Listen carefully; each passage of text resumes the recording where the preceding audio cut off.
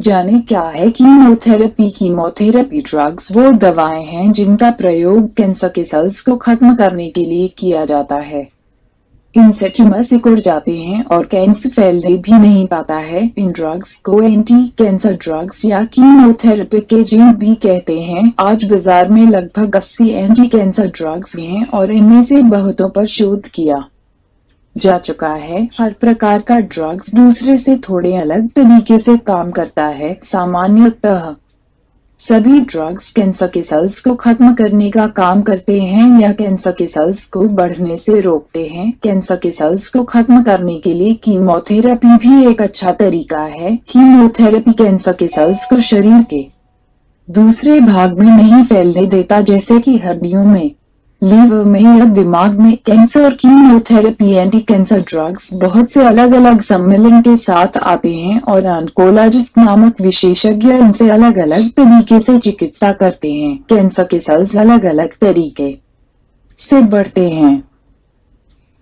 इसलिए कीमोथेरेपी के अलग अलग सम्मेलन कैंसर के सेल्स को बढ़ने से रोकने में प्रभावी होते हैं। हर व्यक्ति में कैंसर ठीक होने व फैलना मरीज की स्थिति पर निर्भर करता है। कीमोथेरेपी सामान्यतः वेन्स के द्वारा दिए गए ड्रग्स के लिए की जाती है, क्योंकि अधिकतर लोग इंट्रावेनस इन्फ्यूजन की प्रक्रिया के द्वारा एंटी कैंसर ड्रग्स लेते हैं। एक बैग जिसमें की तरल ड्रग्स दवा भारी होती है उसे एक ट्यूब से जोड़ देते हैं, जिसे फिर वेन्स से जोड़ा जाता है। यह ड्रग्स धीरे धीरे मरीज के शरीर में फैल जाता है। एंटी कैंसर ड्रग्स को इंजेक्शन या दवाइयों के रूप में भी लिया जा सकता है। कीमोथेरेपी के ड्रग्स शरीर के सभी भाग में फैल जाते हैं। इस प्रक्रिया को सिस्टमिक थेरेपी कहते हैं, क्योंकि कीमोथेरेपी से सूक्ष्म कैंसर के सेल्स भी निकल जाते हैं, जो कि एक्सरे या दूसरे प्रकार की जांच से भी नहीं दिखते। कीमोथेरेपी को वेन्स के द्वारा दिए जाने पर कैंसर के उन सेल्स को खत्म करने में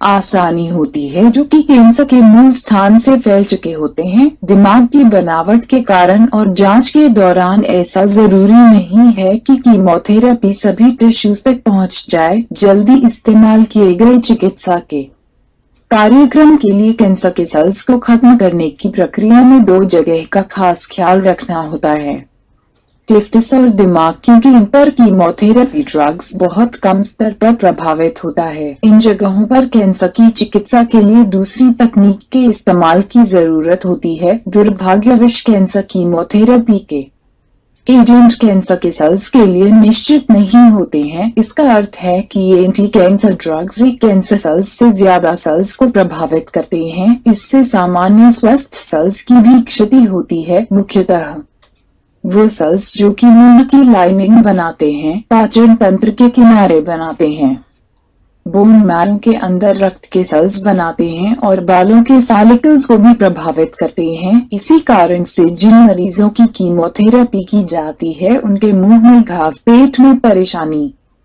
बालों का झड़ना और कमजोरी जैसी समस्या होती है। कीमोथेरेपी का एक सामान्य अतिरिक्त प्रभाव है किसी भी प्रकार के संक्रमण से जल्दी प्रभावित होना, क्योंकि कीमोथेरेपी से बोन मैरो में रक्त के सेल्स का बनना कम हो जाता है। जब व्हाइट ब्लड सेल्स की गिनती कम हो जाती है तो शरीर बैक्टीरिया, वायरस और दूसरे कीटाणुओं से लड़ने की क्षमता खो देता है। यह संक्रमण बहुत गंभीर भी हो सकते हैं। संक्रमण का खतरा तब कम होता है जब व्हाइट ब्लड सेल्स की मात्रा सामान्य हो जाती है। हमारे शरीर का बोन मैरो ब्लड क्लॉटिंग, रक्त के जमने के लिए भी विशेष सेल बनाता है। कीमोथेरेपी इन सेल्स को भी प्रभावित कर सकता है, जिससे रक्त के बहने का खतरा बढ़ जाता है। ऐसे में इस्तेमाल किए जाने वाले सेल्स को प्लेटलेट्स कहते हैं। जैसे जैसे कीमोथेरेपी का प्रभाव बोन मैरो पर कम होता जाता है, रक्त के बहने का खतरा भी कम होता जाता है। इस लेख से संबंधित किसी प्रकार के सवाल या सुझाव के लिए आप यहाँ कमेंट कर सकते हैं। If you need more information about health and see everything on our website, we have given a link on the description.